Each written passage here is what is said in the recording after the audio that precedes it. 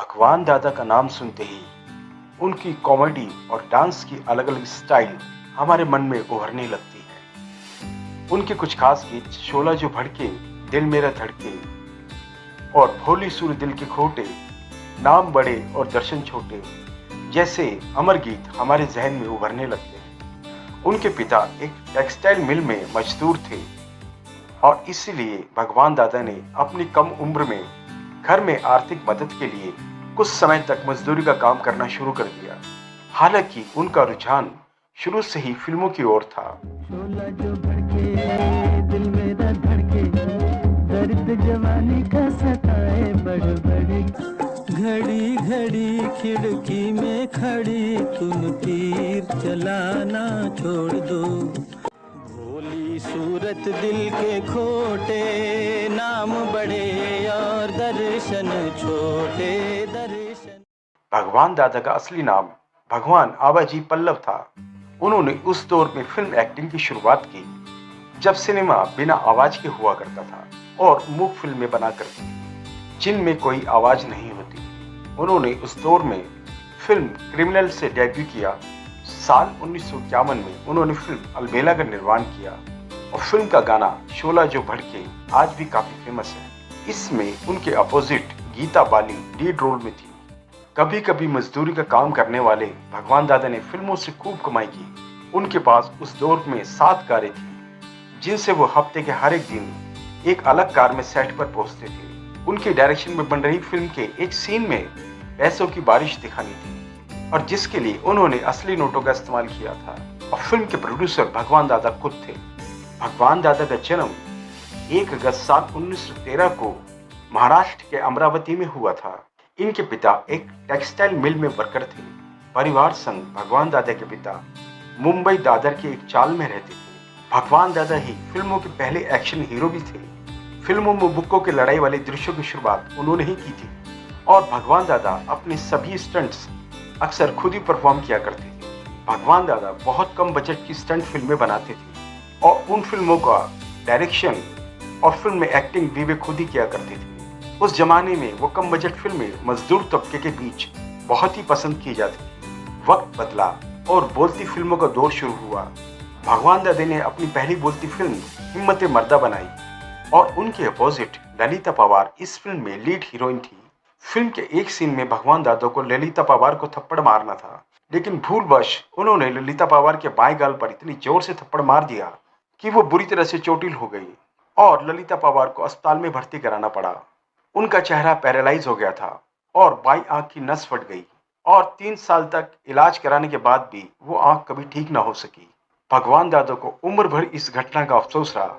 हालांकि ललिता पवार मजाक मजाक में जरूर ये कहती थी, भगवान दादा के उस थप्पड़ की वजह से वो बॉलीवुड की इतनी मशहूर वैम्प बन पाई। इसके बाद भगवान दादा ने बनाई अलबेला जिसमें इनकी हीरोइन थी गीता बाली। यह एक बहुत बड़ी हिट फिल्म थी और इस फिल्म के गाने आज तक लोग सुनते और गुनगुनाते हैं। और जब इस फिल्म को कामयाबी मिली तो भगवान दादा पर दौलत की बरसात होने लग गई। दादर की चाल से निकलकर उन्होंने अपने और अपने परिवार के लिए मुंबई के चैम्बूर में एक बंगला खरीद लिया और हर दिन इस्तेमाल के लिए अलग अलग 7 कारें खरीद ली और भगवान दादा का रहन सहन एकदम से शाही हो गया। लेकिन वक्त का फेर देखिए, एक ऐसा दौर भी आया जब इनका बंगला भी बिक गया और कारों का इनका एक पूरा बेड़ा भी बिक गया। भगवान दादा एक मराठी परिवार में जरूर पैदा हुए थे, लेकिन उन्होंने कभी भी किसी मराठी फिल्म में काम नहीं किया। कुछ लोग कहते हैं कि इसकी वजह ये हो सकती है कि मूल रूप से मराठी नहीं थे। इनका परिवार एक सिंधी परिवार था और किसी जमाने में इनके पुरखे सिंध से महाराष्ट्र में काम की तलाश में आ गए थे। वो दिखने में हीरो जैसे बिल्कुल भी नहीं थे, फिर भी अपनी फिल्मों में इनके किरदार ऐसे होते थे कि वो फिल्म के हीरो ही बन जाते थे। भगवान दादा के डांसिंग स्टाइल के आज भी लाखों लोग आपको दीवाने मिल जाएंगे। फिल्म इंडस्ट्री में तो कोरियोग्राफर उनके डांस मूव्स को आज भी भगवान दादा मूव्स कहते हैं। अमिताभ बच्चन, गोविंदा और मिथुन जैसे स्टार ने भी डांस के लिए भगवान दादा से प्रेरणा ली है। भगवान दादा का डांस लोगों को कितना पसंद था इसका अंदाजा आप ऐसे लगाइए कि जब वो वापस दादर में अपनी चाल में आकर रहने को मजबूर हुए, गणपति सेलिब्रेशन के दौरान इनके घर की तरफ से गुजरने वाले सभी जुलूस इनकी चाल लालू भाई मैंशन के सामने रुक जाते थे और इनका सुपरहिट सॉन्ग भोली सूरत दिल के खोटे बजाया जाता था। और लोग इनसे बाहर आकर अपना डांस सिखाने की फरमाइश करते थे। भगवान दादा ने भी कभी इन लोगों को निराश नहीं किया और वो बाहर आकर अपना सिग्नेचर स्टाइल वाला डांस जरूर करते थे। फिल्म अलबेला की कामयाबी के बाद भगवान दादा का आत्मविश्वास काफी ज्यादा बढ़ चुका था। इसके बाद उन्होंने फिल्म झमेला और लाबेला नाम से 2 फिल्में और भी बनाई, लेकिन ये फिल्में फ्लॉप हो गई और उन्हें काफी भारी नुकसान उठाना पड़ा। भगवान दादा ने कई बड़े नामी कलाकारों को फिल्म इंडस्ट्री में ब्रेक दिया था।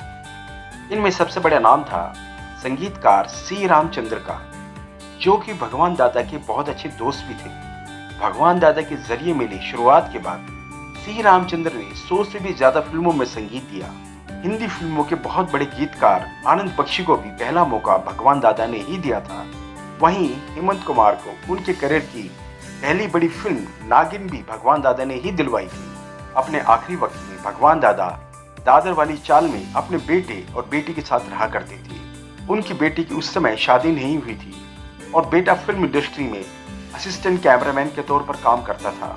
भगवान दादा को अपने आखिरी समय में आर्थिक समस्याओं का सामना जरूर करना पड़ा, लेकिन सिने आर्टिस्ट एसोसिएशन की तरफ से उन्हें 3,000 रुपये महीना, Indian motion picture producer association की तरफ से 5,000 रुपये महीना की मदद भगवान दादा को मिला करती थी। इसके अलावा कई ऐसे कलाकार भी थे जो निजी तौर पर भगवान दादा की मदद किया करते थे। सूत्रों के अनुसार भगवान दादा को सबसे ज्यादा इस बात का दुख था कि उनके परिवार के लोगों ने भी बुरे वक्त में उनके साथ गैरों की तरह बर्ताव किया था। अपनों से मिले इस गम के साथ 4 फरवरी 2002 को भगवान दादा ने दादर की अपनी चाल 88 वर्ष की उम्र में आखिरी सांस ली। उन्हें एक सीवियर हार्ट अटैक आया था जो उनकी मौत का कारण बना।